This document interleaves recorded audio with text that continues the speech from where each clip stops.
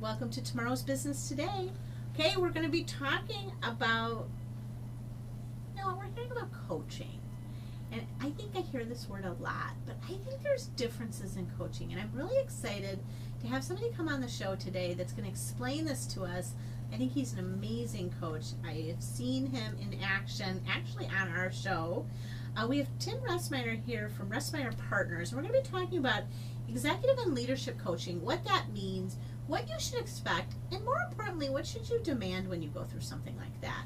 I think a lot of times everybody thinks, okay, is this just going to be like I'm hiring a friend? And it's so different than this. And I can tell you this firsthand experience. This is before I met you, Tim, so this is no disparity on you, but it's really 17 years ago when I lived in Michigan. I actually hired a business coach, and nobody heard of it. Sure. And it literally changed my whole business. So I am a big believer in it, and I'm just really excited to have you come on the show and really tell us your take on it. Sure. Well, thank you, Kristin. It's great to be here. Well, and I'm starting to sneeze, but tell us a little bit about executive coaching, because I think a lot of times people are really confused. What should you expect out of it? Yeah. So it's all about the individual, and whether you're an executive or a small business owner, there are just so many responsibilities you have. And as at the top of the pyramid, as the owner of a company, there's a lot going on. There's a lot of business functions you have to deal with. You've got to deal with finance. You've got to deal with marketing, with business development, with product development, all those sorts of things. So there are challenges there. But then as the leader, as an executive or as a small business owner, then you have a lot of different roles in that. And so you have to be the cheerleader for the company, or you have to be the guy who hires or fires or develops a leadership team or gets the right talent in order to help structure the company. And that's a lot. It's a lot to ask of one person. As you're near the top of the pyramid too, there aren't always a lot of people to talk to, or people you can really trust. Oh, isn't that true? Because a lot of times you want to be cautious. You're not worrying everybody. Exactly. And so what it comes down to is, at the center of all of that stuff, the common denominator is you. It's one human being who has a lot of pressures and a lot of challenges, but a lot of opportunity. And so as an executive coach, I look at the individual. I look at that person and say, what's going on with him or her? But see, what I think is really interesting that you're talking about, I literally just had this conversation yesterday.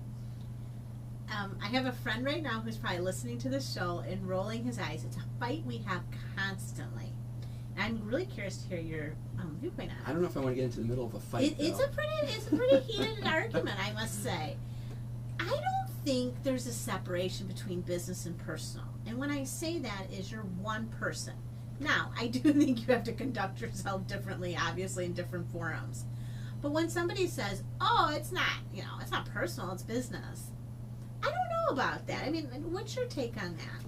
I see them, there are different hats we wear in different places. So, if you're at the office, you might be acting a certain way. If you're at home, a different way. But I'll come back to the point I made a minute ago, is that the center of it is you.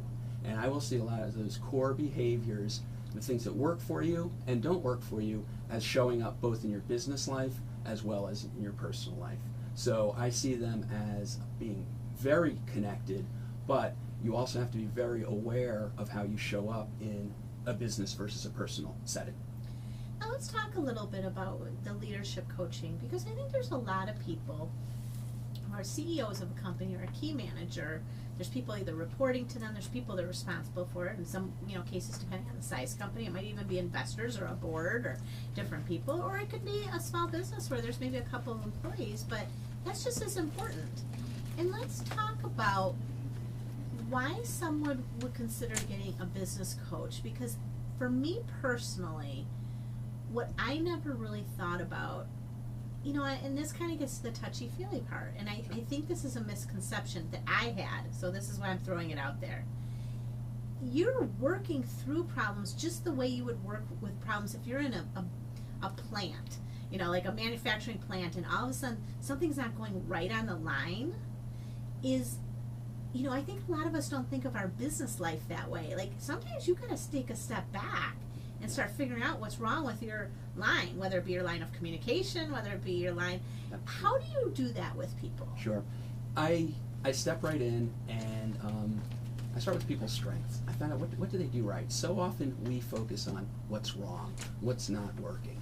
And I start with people's strengths. So what are you good at? You own a company. You're an executive. Clearly you're doing something right. Right. And there's something there. And so when you start to focus on that, then you start to realize, wait, hey, I am good at this. There are things I can do, and I'm not a total screw up. And then you start to say, okay, that's true.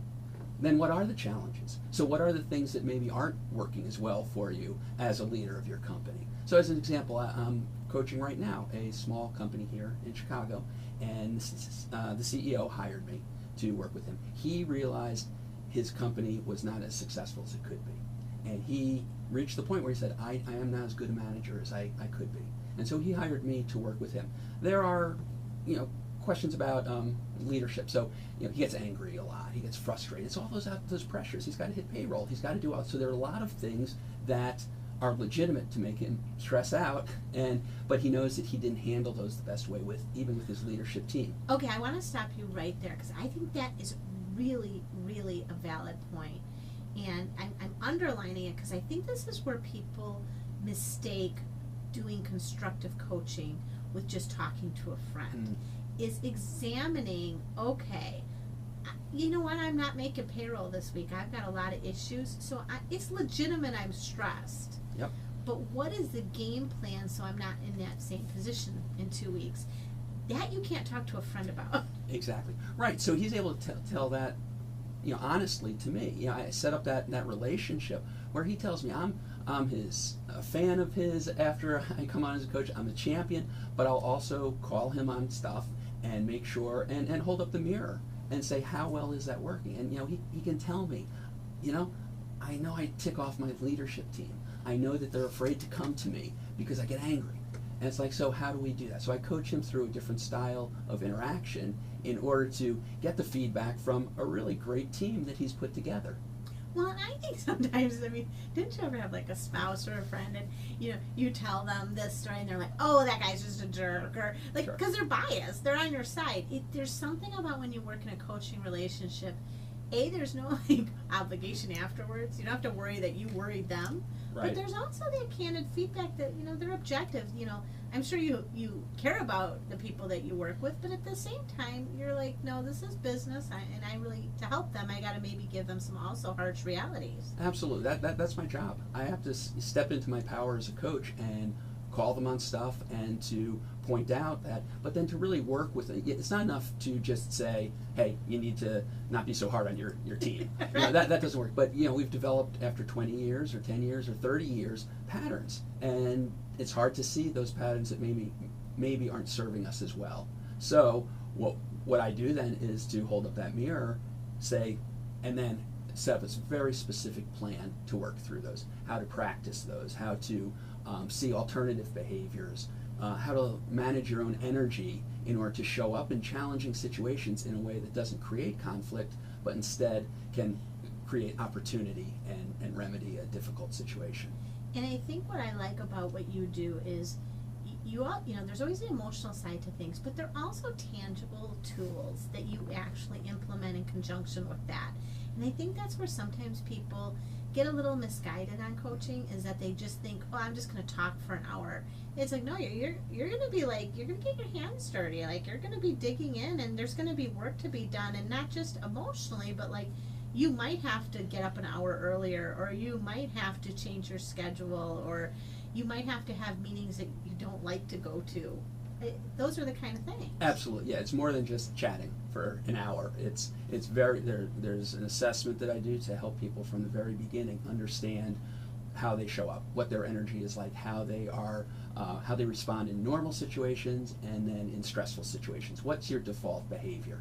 And so start with that, and then there's a whole array. It's all customized to the individual situation of, like you said, additional tools. So about values, about goals, a number of different things. And after every session, as part of every practice, there's homework.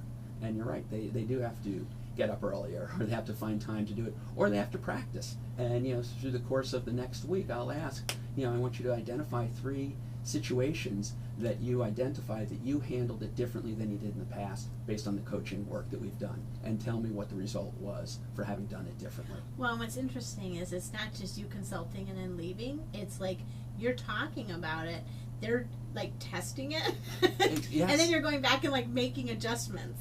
Right. What's worked? Why was that difficult for you? Or hey, I didn't only do it 3 times, I did it 10 times because you're right, it works. So, or like it was a complete disaster. How do I have to redo that? Because obviously I didn't approach it right. Precisely. Yep. And so often I'll start out a session and say, what's top of mind right now? How can I support you today? Because we have a plan, we have an agenda, but there's also specific things that we need to address in that moment that they're struggling with, and so we'll address that right away.